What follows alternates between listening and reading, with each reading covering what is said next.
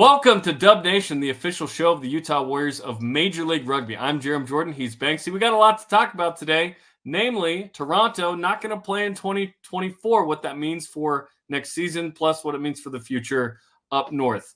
New divisions and postseason format, how that's affected potentially by Toronto not playing, what it looks like, who the Warriors are playing in the same division with. Would they have made the playoffs last year in this format? The answer is yes. We'll break that down. Plus, we've got new signings, re-signings, USA Rugby, new capped. Bailey Wilson gets in. A couple of Warriors scoring that one. Much to discuss. So we begin with kind of the bummer news out of Canada. The Arrows have ceased operations immediately. The previous owner passed away. It became a lot to handle financially. Still working on that part of it, but they're not going to play in 2024. So the players look like they're going to get distributed to the other teams in the league. This is a bummer. Banksy, no Toronto in 2024.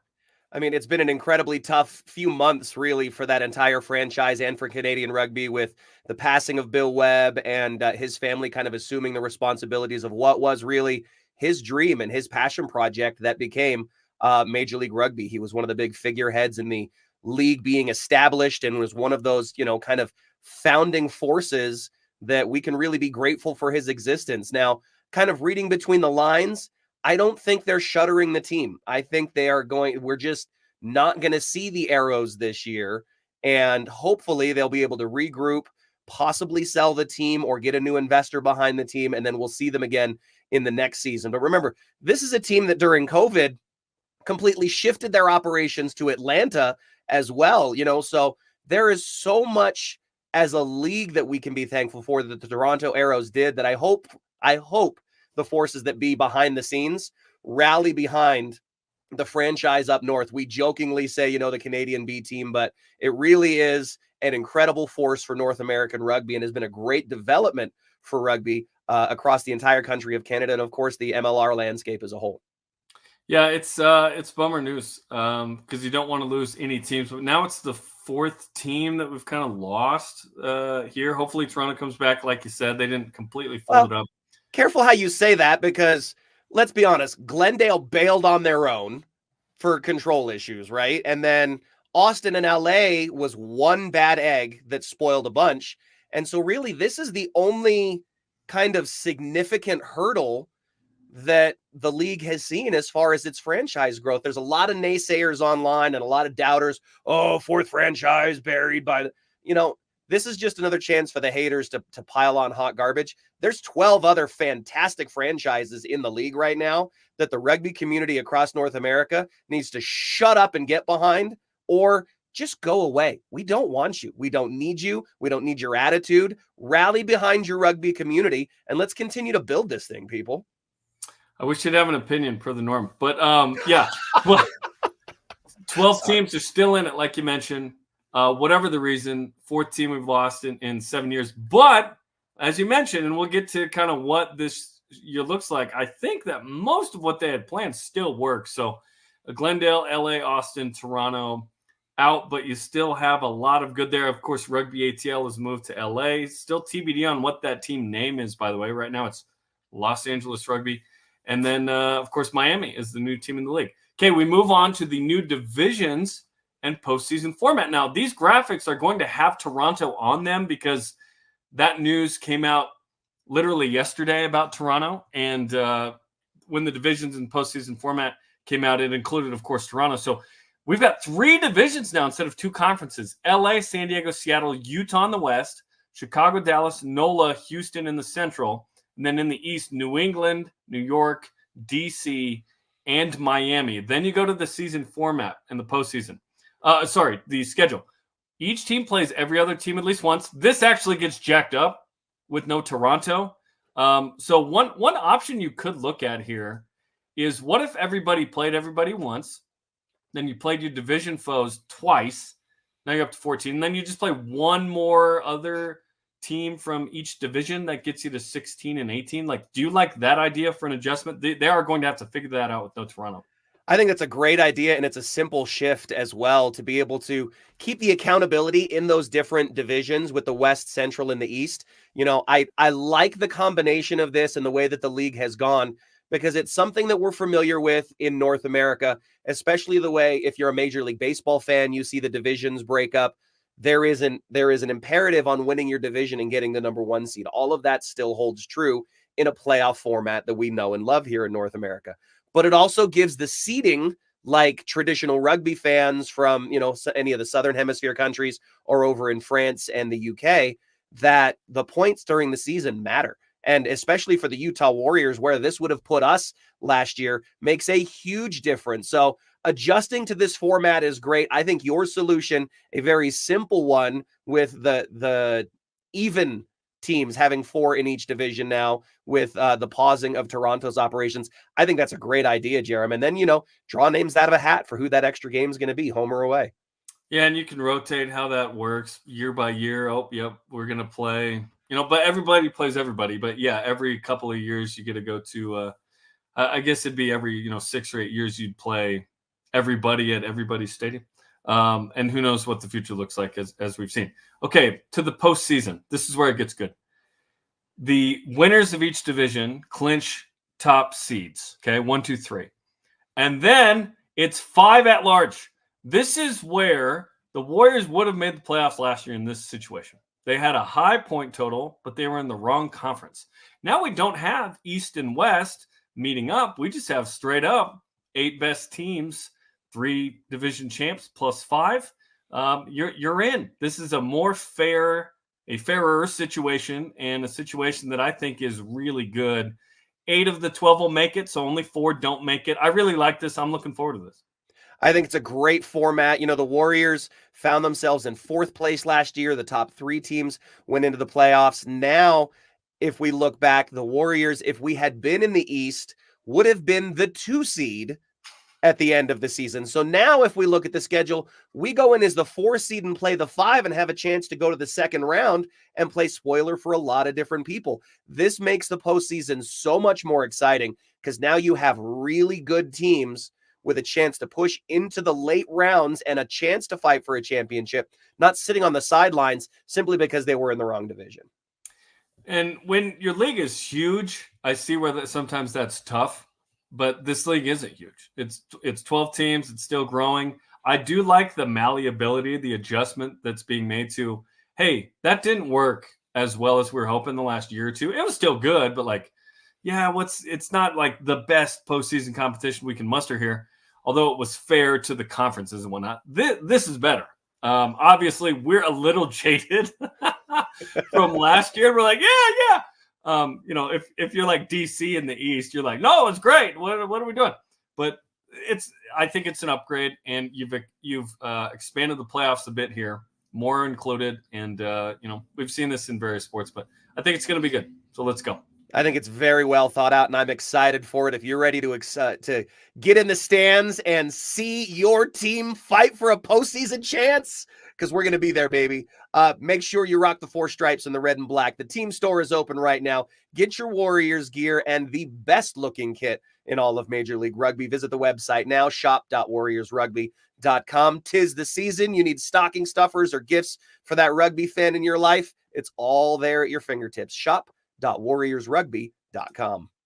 Okay, it's been 11 days, but on November 18th, a couple of Saturdays ago, 3 of our boys were with the United States taking on Spain in La Villa International Cup in Spain, and they took down the Spaniards 42-12. Joe Mano, Thomas Tuaval scored. Bailey Wilson gets his first cap. They bring home a trophy. This was awesome, man. A fantastic run from the boys. Great to see Bales with his brother Mitch there to get his first cap. Well done, Cap, on finally getting that recognition that you deserve. How about Joe Mano? 2 international caps, 4 tries scored. Tommy Tuaval bringing the muscle and the heat, showing that he's the people's champ, doing the hard yards, doing the stuff in the trenches, and then getting rewarded with a bit of meat on his own there and scoring a try as well. Absolutely love to see it. We've seen other guys like Takaji Young-Yen and many more work their way in and out of that camp at different times. So this bodes really well for North American rugby. I think it's a great way to kind of end the year for head coach Scott Lawrence and the direction that the league as well as the international program is heading as we look towards the next World Cup cycle. Really nice fall for the United States. Obviously, winning a game in Utah, going to Spain and winning 3. Like, it was a nice, would have loved to have seen him in the World Cup, no doubt. But I think they did the best they could given the circumstances. Fun to see some of our guys in the mix there.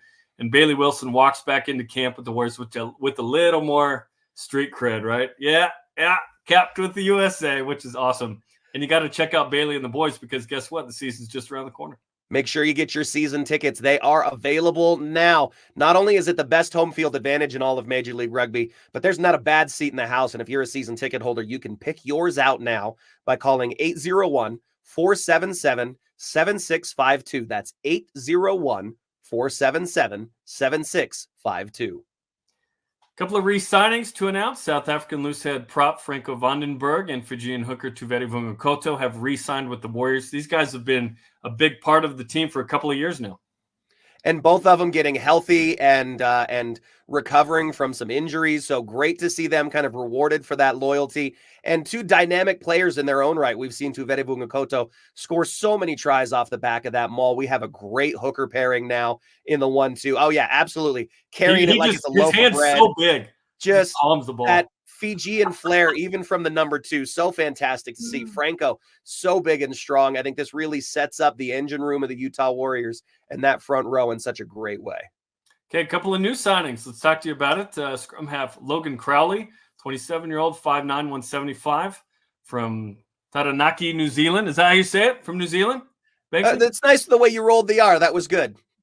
That's good. Okay, Taranaki, yep. He's the nephew of All Black Kieran Crowley. Played in the NPC with Taranaki, who actually won it this year, and he was the co-captain of the team. I think he's going to play a lot of minutes for the Warriors this year. I think this is a great signing at 5'9", 175. He's a quick, really heady player that has a good IQ for the game as it develops in front of him. You know, they can play a lot of different styles and had to play a lot of different styles as they face different teams in the NPC competition. So he has the ability to make those adjustments and bring the IQ level that you would hope to see from really the general of your ship at that 9 position. Okay, and then Khaleesi Moli, the Khaleesi. Back rower from West Valley, 6'2", 245, 26 years old. Local dude that played at Harriman High School in football and rugby. 2-time high school All-American in rugby, All-State in football. Played defensive tackle at Weber State for Jay Hill the previous 4 years. Played for the Bull Moose in the Crossroads Cup, and he has been upgraded to the Warriors.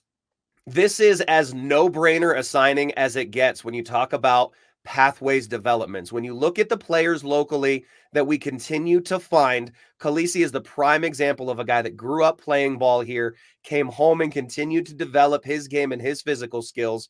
When the football path ran its course, he came back home to the game he loves and played it as a passion, and now he's got a chance to put on the 4 stripes as a professional rugby player. This is a Division I level talent that really physically has all of the assets that you want from a dynamic number 8 to change the game. And if you go back and watch any of those Crossroads Cup games, he had at moments some dominating runs, a really exciting player. And at just 26 years old, he's got a decade's worth of good rugby ahead of him still as he continues to develop. A great signing through the Warriors pathway. Tomasi Tonga's like, somebody else from Harriman with me. Let's go play it in front of the hometown crowd, which would be super fun. There's a lot going on, and you got to make sure you follow us on social media so that you know what's going on. We are available everywhere you are on your mobile devices. You can even listen to this podcast wherever you get your podcasts. So make sure Facebook, X, Instagram, all of the different audio channels on Apple Podcasts, Spotify, YouTube, so much more. Follow the Warriors on social media because there are so many great things still to come as we announce the full squad, as we get ready to look for schedules. There may be some more player signings in our very near future. Nudge, nudge, wink, wink. That may be insider information. There's so much going on with the Warriors right now as we get into MLR 2024. You do not want to miss out. Remember in the scene in That Thing You Do, they're playing cards and they go, you got to be quick with me. I'm from Erie, PA. Yeah, we could show you some of these future signings, but we cannot. You got to stay tuned. We'll give you some of that information. Yeah, I mentioned Tomasi Tonga. Congratulations to him. He finally put a ring on it, got engaged to his girlfriend, Brooklyn Olsen. Congrats to these two. Pretty awesome. Tomasi looks pretty happy. Brooklyn looks happier. And then there was this really funny post on the end of the sequence there of Sione Mahe there just practicing, I guess, for his time at some point in the future. Sione, what are you doing, Oos? Looking for love in all the wrong places, cuz. Congratulations to Tomasi and Brooklyn. I love the sense of humor from Sione. I got to see him out at Turkey Touch, got a big hug out of the kid.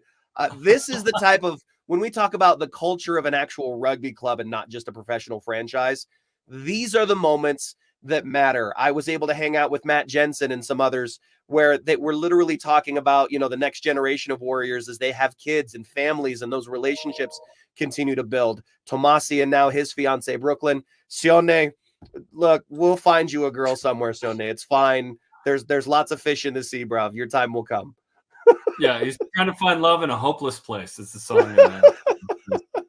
Well, that'll do it for us. Like and share this episode of Dub Nation and follow the Utah Warriors, as we mentioned, on social media. Our thanks to Mason Benson, who produces this every time. For Banksy, I'm Jarom. We'll see you soon. Go Warriors.